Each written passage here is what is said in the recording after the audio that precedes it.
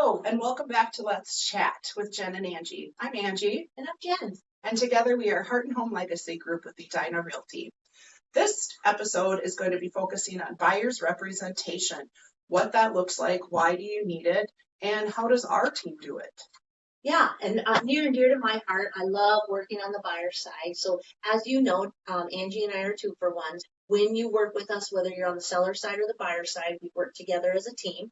On the buyer side, I work on the front side. Angie works on the back side. That means that I do a lot of the showings. I will meet with the buyers and we'll talk about the who, what, why, when, how, what they're looking for. One other thing that we want to make sure that we mention is that we've heard a lot in the news over the last year when they were talking about the National Association of Realtors and having changes with commissions and talking about how you could just as easily use an attorney. And that's absolutely true. You can use an attorney, but an attorney isn't going to negotiate for you or anything. So if you have a property that you found and you already have the terms figured out, absolutely utilize an attorney. Attorney will draw up the paperwork and they will get you to closing.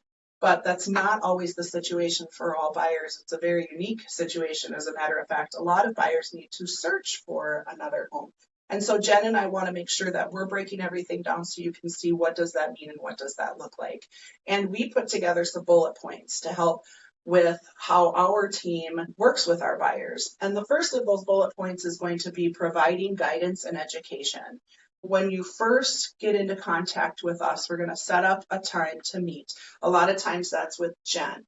And Jen is going to go over all of the process. Everybody knows that there are different types of buyers. So you have buyers that are first-time home buyers, you have empty nesters, you have property investors, Yeah. You have people who are going from bigger homes to smaller homes. So we like to sit down and meet and talk through what you are looking for. Once we find out what you're looking for, that's when we're going to kind of talk through what does that look like? What does the market look like? We might even have some homes that we know that are going to be coming on the market. We might have some listings that we have that will be coming on the market. And we will educate you in what you're looking for. And in regards to education, educating on the process. Some people haven't gone through a home purchase yet, and they may not understand what all of the different parts mean, including inspection and such. So we're going to educate you and help you better understand that. And the boring part, which Angie will totally disagree with me right now, but it's talking about the paperwork. The paperwork in real estate is very, very important. And it's a big red flag moment if you don't sit down with that agent at your initial sit down and talk about it. Yes. Well, and another part to that is through the National Association of Realtors lawsuit agreement, it is mandatory that everybody signs either a one-time showing agreement for a specific property, or they have buyer's rep already signed before you can even go look at a property. A lot of the buyer's representation paperwork is disclosure, which is really important in our industries. And that kind of brings us to our team approach and why we are so successful. I said 2 for 1. So she's on the back end and I'm on the front end. Now I know I've sat down with you. I've set up your MLS. I know exactly what homes you're looking for, and I'll start researching. I'll start going through my brokers network. So we have a brokers network, which means that there's a bunch of homes that may not be on listed yet that I can look at to see if they might meet the needs of our clients. Or we also have agent to agents where we might know of things that are coming up in the area, or we might have some things that we are working on. So those are kind of the things that we're doing for our buyers that you may not see. Those are those extra things that and buyers may not be aware of. The team approach to the success is our team. She had mentioned that I'm on the back end. What I'm doing is I'm running comparables for our buyers. So if they're finding a house that they want to write an offer on, I'm running comparables so that when we talk about the different offer options, we are set for success and our buyer has the best chance of getting a winning offer. Another part to that too is the team approach is we work with, if you don't already have a loan officer that you are coming to us with, we work with amazing loan officers that we know are going to take really good care of you. So let's say we find a couple homes that you like. I will call the agent and I'll start to build that relationship with that agent.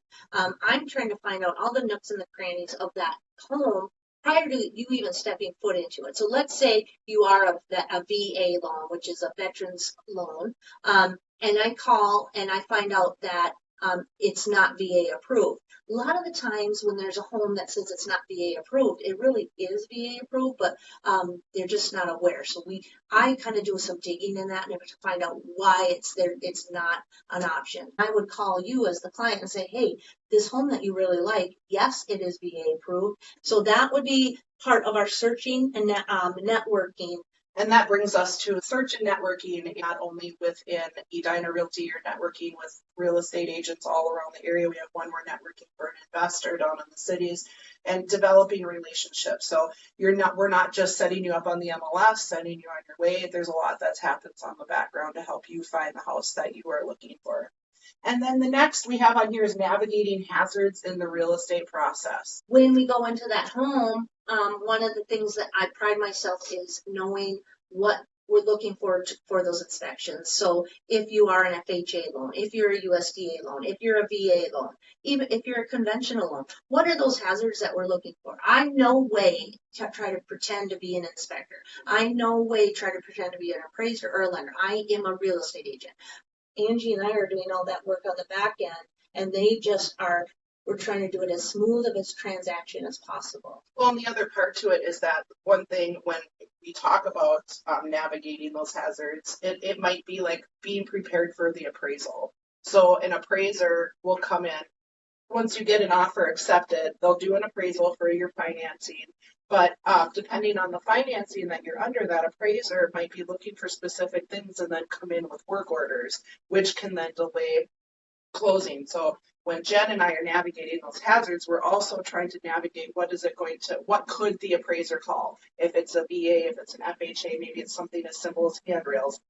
It might have been a cracked window that we can certainly get all fixed before the appraisal so that we don't have to have problems with that later. Working with contractors for the majority of my adult life has really helped me afford to go that extra mile for our client. I don't know if other agents will do that, if they will help find, the contractor and then do estimates. It's like Jen has so many different connections in the home improvement contracting world that she has the ability to call and seek help for our buyers and our sellers that most agents would attempt to do. So it's because we care. We do above all else. We just want everything for our client. Let's get to the fun part. Let's talk about fun for some people.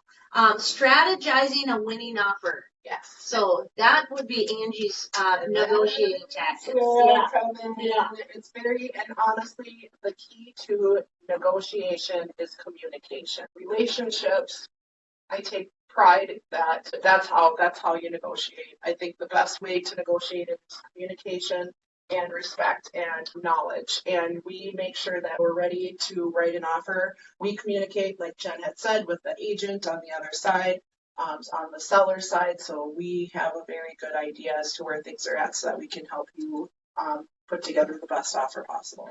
It's hard to toot your own home, but it's not just having that communication. It's also being knowledgeable in real estate and comping that home to make sure that you really are educated and knowing what that home is worth. So working numbers, working all of those, that's totally my forte and I love it. And so that's why Jen is awesome at that front part. That's her strength, and my strength is more of the back end, and that's why we are a team. Yeah. We love it. We want this to be an education for people to understand, okay, what we're about, Jen and Ange, but also this is what you want in a buyer's rep. And then it brings us to our next bullet point, is minimizing stress and bringing it to a successful closing. So what does the minimizing stress mean? We know that as buyers, you're getting annoyed because the loan officer is asking you for 1 million different documents, because that's what they have to do, because they have processors that are requesting documentation from you. So you're already feeling overloaded with the loan process. And then you're moving, you're trying to schedule things. It's very overwhelming. So any part of it that we can take from you, we do. We make sure that everything is squared away with title. If there's anything title needs, we get it. We're in full communication with the seller side, and making sure everything's going smoothly so that you don't have to worry about anything. We take care of it. So if there is a hiccup, you're not even going to know there is a hiccup because we're going to handle it and make sure that everything is going smoothly for you. And this is a very simple thing that Angie and I, again, pride ourselves on. And again, infomercial, insert here, but is the communication. The very first thing we do on that first meeting is we start a thread with Angie, myself, and whoever wants to be on that thread. And that's a text thread. It's a text thread. So you're always in constant communication. So we pride ourselves at that because we know that this is stressful. We are going to make this as less stressful as possible, but it's stressful. It is stressful. Yeah. And you're going to have your own stresses on your side, not even counting like the actual transaction side. So we got your back. Yeah. And then it brings us to our last bullet point is friends for life. Our clients are not just clients. We have clients that reach out to us for all kinds of things, and we're here for anything that you might need. If you are running into a problem, we have a client right now looking for a contractor to fix a hole in the wall for a rental. Okay, well, no problem. But we're glad that people know that they can reach out to us for those things because that's what we're here for. We're here to help you. So our relationships are forever. So we always tell our buyers and our sellers that you got us now and you have us forever because we're always going to be here if you need anything. Whether you like it or not. And all of them like it. Yeah. Even our sassy ones, they love us. Oh, that's fun. So now we're going to transition into the paperwork. And again, the paperwork is a lot of disclosure. The first one we're going to talk to is agency. Agency relations in a real estate transaction. I'll pop it up on the screen here so that you can see it. It's a disclosure to you so that you can see the different forms of representation that a real estate agent has. It's talking about seller broker, the seller's landlord. It's about buyer's tenant or a buyer broker and what that representation looks like. It talks about dual agency. Dual agency is when the broker, our broker is Edina Realty, a broker represents both the buyer and the seller. That's called dual agency. It talks about a facilitator or a fiduciary. Not fiduciary. She got for 5 years now. Listen, she's always called it fiduciary. You can't be good at everything. But it's because it's close to our fiduciary duties, which we'll touch on next. Fiduciary duties. And fiduciary duties are the duties that a real estate agent has to their clients. And if you wanted to review more of it, just make sure to know that you can pause the screen to stop if you wanted to read further into those. But just for the sake of the podcast, we're going to kind of you would have to sign that every single time. So anytime you would are get a buying new or agent, selling. buying or selling, go through this paperwork. Yeah. And then the also has any information that you might want to find about predatory offenders in the area. There's a website, telephone number to look into.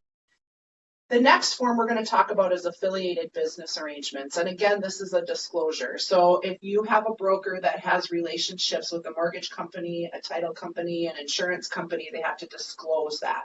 So affiliated business arrangements, not all brokers are going to have it, but any of the larger ones are going to have relationships with other companies. They just need to disclose that. It doesn't mean that you are mandatory to use any of them. It's just to disclose that there is a relationship there. Again, a lot of these documents and things are going to be in regards to disclosure.